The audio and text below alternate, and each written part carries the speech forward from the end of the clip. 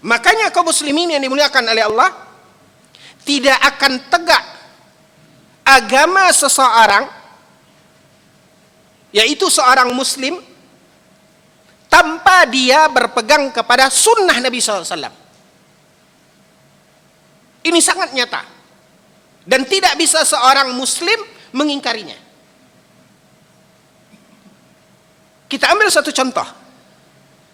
Apa yang difirmankan oleh Allah Tabaraka wa Ta'ala di dalam Al-Quran? Ketika Allah Subhanahu wa Ta'ala memerintahkan di dalam beberapa ayat dengan beberapa redaksi yang berbeda, tapi maksudnya sama. Di mana Allah Tabaraka wa Ta'ala berfirman dalam surat Al-Baqarah, yuqimunas salah. Ketika Allah menjelaskan orang-orang yang beriman, apa yang ada di dalam orang yang beriman ini? Di mana mereka mendirikan salat. Dalam ayat yang lain, Allah sebutkan itu dalam bentuk perintah. Apa kata Allah? Aqimus salah. Allah menjelaskan, dirikanlah salat. Yang tujuannya, ayat ini menjelaskan tentang salat, tanpa diuraikan dan dijabarkan oleh Allah Azza wa Jalla, salat apa yang Allah perintahkan untuk kita laksanakan. Kapan waktu pelaksanaannya? Bagaimana cara melaksanakannya? Berapa jumlah bilangan rakaat masing-masing waktu salat yang kita kerjakan tersebut? Apa perbedaan antara salat zuhur dengan salat ba'diyah zuhur? Di mana dia adalah satu fardu, yang satu sunnat. Dari mana kita bisa menjalankannya? Dari mana kita bisa mengetahuinya tanpa berpegang kepada hadis Nabi Sallallahu Alaihi Wasallam? Makanya kaum muslimin yang dimuliakan oleh Allah Azza wa Jalla, dikatakan bahwasanya Al-Quran tufassirul Quran, as-sunnah tufassirul Quran.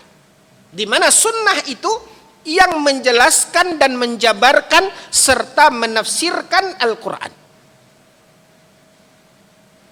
Maka di sini, ya, ada orang-orang di sebahagian negeri. Mereka berangkat dari kerancuan di dalam memahami agama, di mana mereka mengatakan dan berangkat dari kata-kata dan ungkapan bahwasanya Al-Quran sempurna. Al-Quran sempurna. Karena Al-Quran adalah kalamullah. Nanti kita akan sampai kepada bahasan terkait tentang Al-Quran, di mana Al-Quran adalah kalamullah pada bab-bab berikutnya. Al-Quran itu adalah firman Allah. Laisa bimakhluk, bukan makhluk. Nanti kita akan detailkan itu pada bahasannya. Intinya adalah firman Allah Subhanahu wa Ta'ala. Siapa yang berani mengatakan bahwasanya firman Allah itu tidak sempurna, jauh dari kesempurnaan? Tidak akan mungkin ada seorang mukmin yang berani mengatakan bahwasanya Al-Quran tidak sempurna. Karena kita yakin bahwasanya Al-Quran adalah kalamullah, adalah firman Allah, dan Allah Subhanahu wa Ta'ala zat yang maha sempurna. Maka firman Allah adalah sesuatu yang sempurna. Namun kaum muslimin yang dimuliakan oleh Allah, tadi kita katakan mereka berangkat dari kerancuan, ya, seperti ungkapan di zaman Ali bin Abi Thalib ketika munculnya satu kelompok di dalam sejarah Islam yang disebut dengan firqah Khawarij, yaitu orang-orang yang menentang Ali bin Abi Thalib sebagai seorang khalifah di masa itu. Ketika terjadi permasalahan di kalangan para sahabat antara kubu Ali bin Abi Thalib radhiyallahu anhu dan Muawiyah radhiyallahu anhu dari sahabat Nabi sallallahu alaihi wasallam, maka diadakan islah, yaitu perdamaian antara dua kubu yang berselisih sesuai dengan firman Allah tabaraka wa ta'ala di dalam Al-Quran. Fa aslihu bainahuma. Maka kita harus melakukan apa yang diistilahkan dan disebut dengan islah. Maka diutuslah orang-orang pilihan, utusan dari masing-masing kubu. Dari kubu Ali ditunjuklah beberapa orang sahabat, begitu juga dari kubunya Muawiyah beberapa orang sahabat. Ada orang-orang yang mereka membenci Ali bin Abi Thalib dan mereka menyatakan keluar dari pemerintahan Ali bin Abi Thalib. Ini firqah Khawarij yang disebutkan di dalam sejarah Islam di masa akhir masa kekuasaan Ali bin Abi Thalib menjadi khalifah. Nah, ketika mereka menolak ini, kaum muslimin yang dimuliakan oleh Allah, mereka punya sebuah semboyan yang mereka kutip dari firman Allah Azza wa Jalla ketika Allah Tabaraka wa Ta'ala berfirman, inil hukmu illa lillah, bahwasanya yang menetapkan hukum itu hanya Allah. Ya, ini penggalan firman Allah dalam Al-Quran. Siapa yang berani mengatakan ini salah?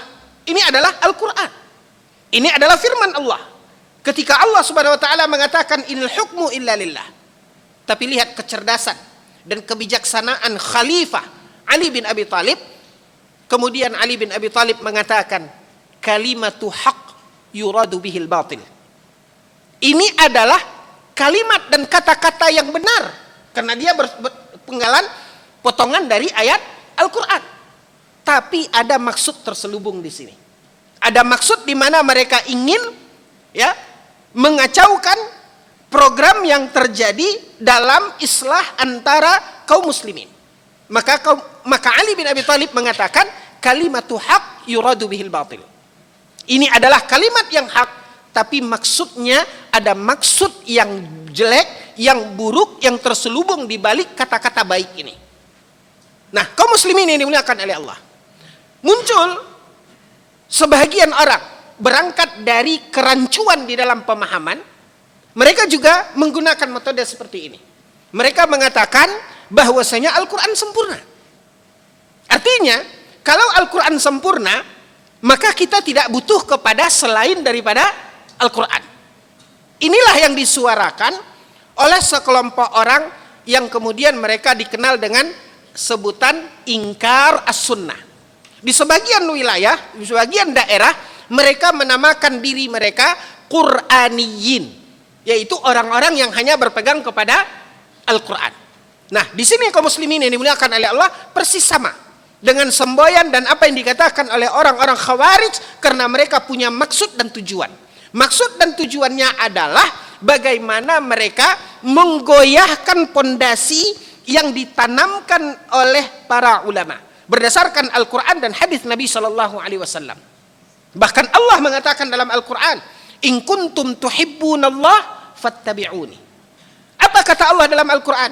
Jika memang kalian cinta kepada Allah, maka cinta kepada Allah itu akan tergambar pada apa? Pada mengikuti Nabi Sallallahu Alaihi Wasallam, mengikuti sunnah Nabi Sallallahu Alaihi Wasallam. Maka ini yang ingin mereka goyahkan.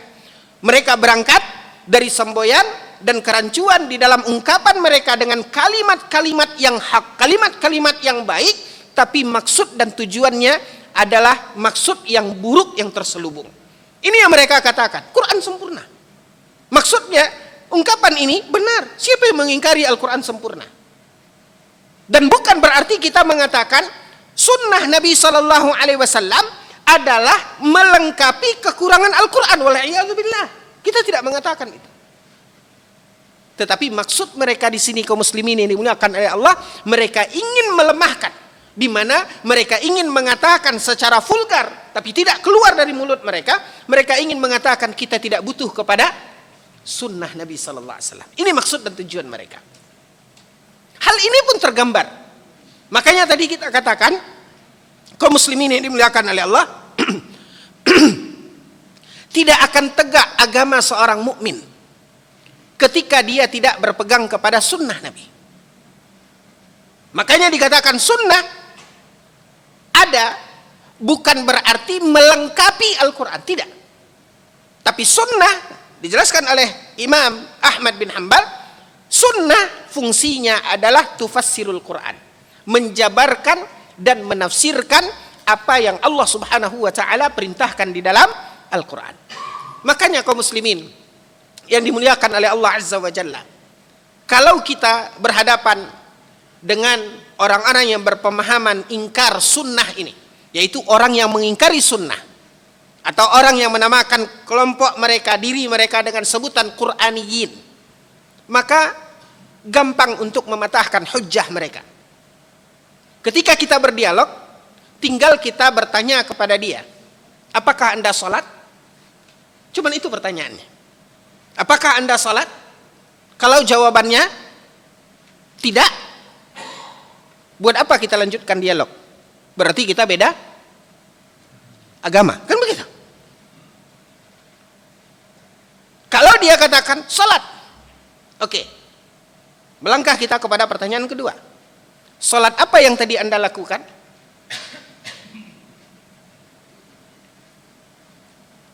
Kalau dia katakan di mana sholat yang dia lakukan itu adalah ya sholat aja, pokoknya sholat, sudah cukup, hentikan dialog kita, nggak perlu dilanjutkan, karena tidak akan nyambung, karena kita beda kutub. Tapi kalau dia katakan saya tadi sholat maghrib misalnya, oke, lanjut dialog kita. Berapa rakaat Anda tadi sholat maghrib? Kalau dia katakan suka-suka saya, kadang-kadang 6, kadang-kadang 7, sudah selesai, ma'assalamah. Ya, artinya kita tidak akan bertemu. Kalau dia katakan 3 rakaat, sudah akhir daripada dialog kita. Dari mana Anda tahu sholat maghrib 3 rakaat? Kalau bukan dari sunnah Nabi SAW. Gampang mematahkan hujjah mereka. Karena ini adalah hal yang sangat nyata kaum muslimin yang dimuliakan oleh Allah. Bagian dari pokok dasar beragama. Karena sunnah itu tufassirul Quran. Ini baru kita berbicara salat. Allah mengatakan aqimus shalah wa atuz zakah. Zakat juga seperti itu. Apa saja yang ada dalam ketentuan zakat? Berapa ukurannya? Nisabnya, haulnya, dan berapa dia mesti mengeluarkan zakat? Semua ditafsirkan dari sunnah Nabi Shallallahu Alaihi Wasallam. Maka di sini kaum muslimin yang dimuliakan oleh Allah, para ulama mengatakan bahwasanya masdar at-talaqqi, bahwasanya sumber agama kita, dasar agama kita adalah Al-Quran dan Sunnah. Dua hal yang tidak bisa dipisahkan. Inilah poin yang ingin ditanamkan oleh Imam Ahmad bin Hanbal ketika beliau menyebutkan usulus sunnah indana, dasar agama, pondasi agama kita adalah at-tamassuk bima kana alaihi ashabu Rasulullah sallallahu alaihi wasallam, yaitu berpegang teguh kepada jejak langkah Nabi dan para sahabatnya.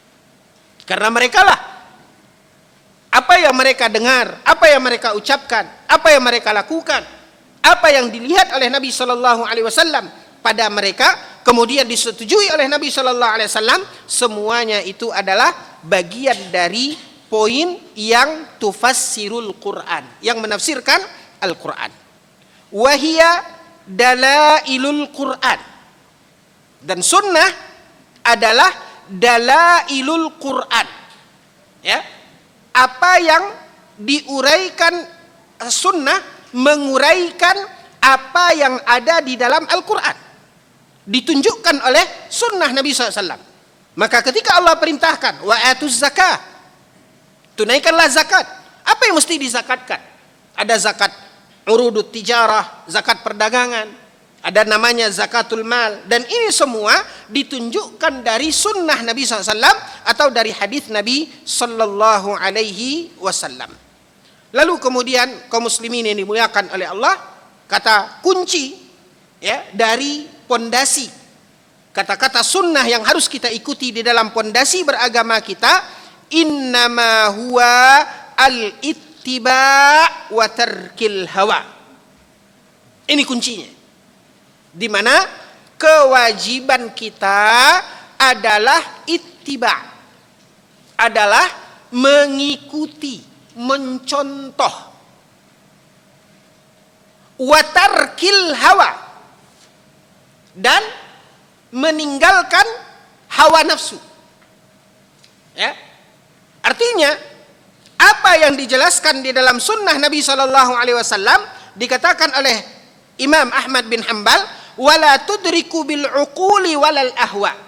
Apa yang ada di dalam agama kita, timbangannya bukan akal, bukan perasaan. Bukan akal, bukan perasaan. Ini juga sangat jelas kaum muslimin yang dimuliakan oleh Allah. Ya, ini juga sangat jelas. Tugas kita hanya mengikuti apa yang dicontohkan, diperintahkan oleh Nabi, dikatakan oleh Nabi, dilakukan oleh Nabi, ikuti sudah. Jangan coba kita untuk mencernanya, menganalisanya dengan akal kita, sehingga kemudian kita pun mengambil kesimpulan dengan sesuatu yang berbeda dengan apa yang dikerjakan oleh Nabi Sallallahu Alaihi Wasallam.